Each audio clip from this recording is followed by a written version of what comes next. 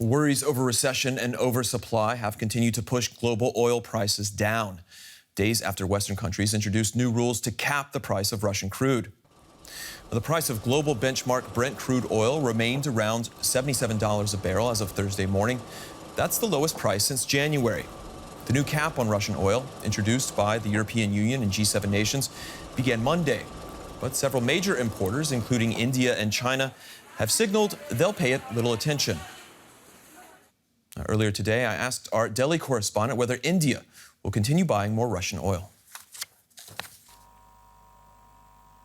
But it's absolutely unlikely to change, Stephen. Foreign Minister Jaishankar, who's been articulating India's policy ever since the Ukraine war began, has said it in as many words that India is not going to reduce buying oil from Russia. In fact, just yesterday he said that in Parliament that while the government does not ask companies to buy oil from specific locations, it does make sense for companies to buy the oil from where they're getting the best deal in the interest of the Indian people. So that's as much as about the government's policy is concerned. The oil companies are also towing the government's line, and India, in any case, is yet to adhere to the oil price cap, Stephen.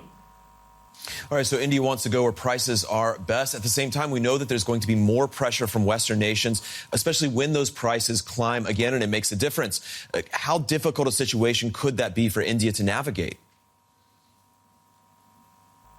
Well, Stephen, ever since the Ukraine invasion began, we've seen that Western nations have been upset with India's continued trade links and this purchase of oil from Russia. But India has continued to hold very firmly its position on the issue, and there is no indication that India is likely to change its stance. The Western pressure appears to be cooling off because, as German Foreign Minister Annalena Baerbock was here in India recently, and during her exchanges with the press, there was no indication whatsoever about any Western pressure on India as far as Russia is concerned. Her statement before coming to India, in fact, carried some signals, but after coming back, there was no statement virtually. So that's some kind of an indication that the Western pressure, appears to be cooling off as far as India is concerned, Stephen. My colleague Charo Kartike in Delhi there. And staying with the price cap, officials in the U.S. and U.K. say that they're speaking to counterparts in Turkey to resolve a traffic jam of oil tankers in that country's waters. Turkey has demanded that shippers provide a new proof of insurance following the introduction of the cap, which, again, prohibits Western insurers from covering Russian crude at more than $60 a barrel. The U.S. and U.K. say the Turkish check is unnecessary under the new rules. Cormac McGarry is Associate Director of the consultancy Control Risks in Paris. He joins me now. Cormac, thanks for coming on the show. Why is Turkey conducting these checks if other nations are saying that they're actually superfluous?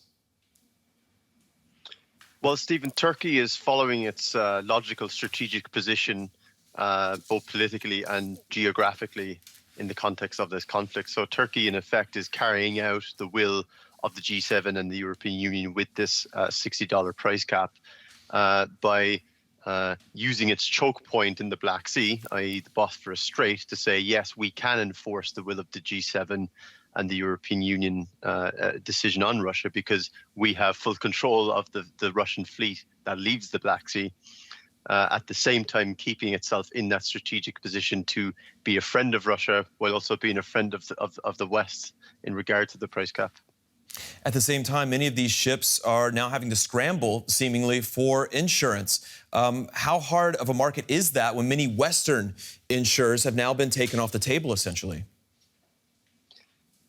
Well, fundamental to the teeth of the $60 price cap is the fact that maritime insurance is pretty much grounded in the West.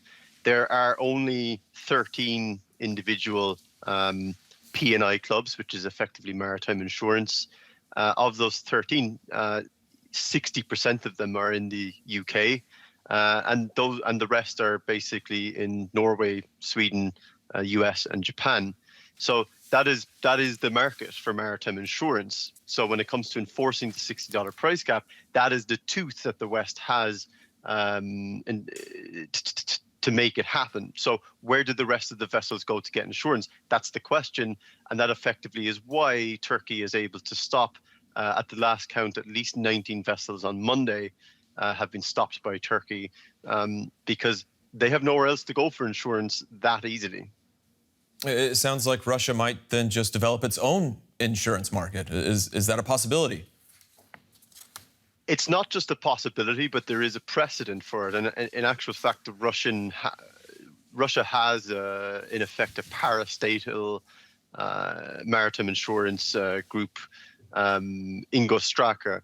And this already exists. They already underwrite about 2,000 ships, which is relatively small in the global market. But that allows them the groundwork for Russia to grow a more domestic maritime insurance, or P&I, club itself.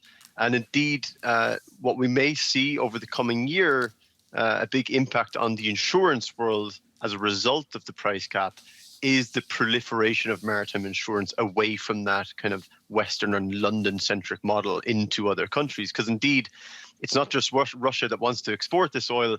There is about half the world that does not necessarily agree with or care about the price cap, that wants to consume that oil. So there's a lot of demand for an additional insurance market.